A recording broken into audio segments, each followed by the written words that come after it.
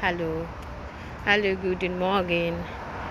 আমি আমি হচ্ছে এই যে আমি বাঙালি, কিন্তু আমি বিদেশে থাকি, কিন্তু আমি আপনাদেরকে কিছু জিনিস দেখাতে চাই যেগুলো খুবই দরকার আমাদের দেশে।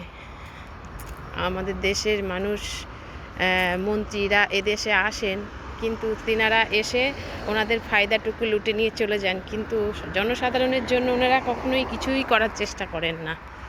দেখুন, ওরা কতবার বিদেশে আসেন, কিন্তু আসে রিল্যাক্স করে চলে যায়, কিন্তু শিক্ষণীয় জিনিস কিছুই শেখে না। দেখুন কি গাছপালা এখানে। আর একটা জিনিস খুব দরকারি, যেটা আমি দেখানোর চেষ্টা করছি।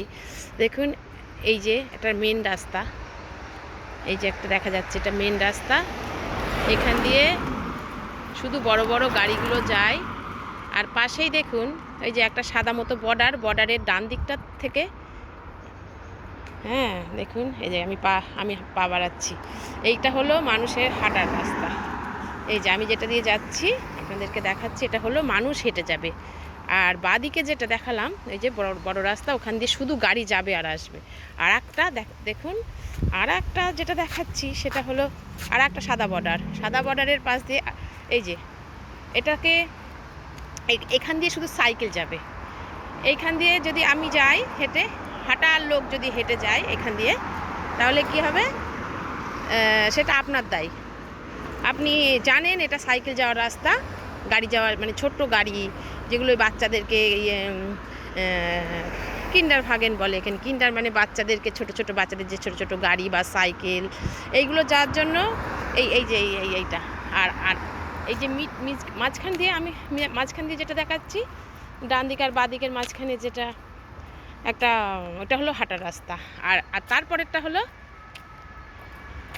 গাড়ি যাওয়া আসার রাস্তা। তাহলে বুঝতে পারছেন আমি কি বলতে চাইছি এরকমভাবে যদি ভাগ করে রাস্তা ভাগ করে দেওয়া হয়, যেখান দিয়ে সাইকেল যাবে, আমার মাথায় থাকছে, যখন আমি রাস্তা দিয়ে চলবো তখন আমার মাথায় থাকছে ওটা সাইকেলের জায়গা, আমি সাইকেলের জায়গা দিয়ে হাঁটবো না, আমি আমার পায়ে হাঁটার জায়গা দিয়ে আমি হাঁটবো।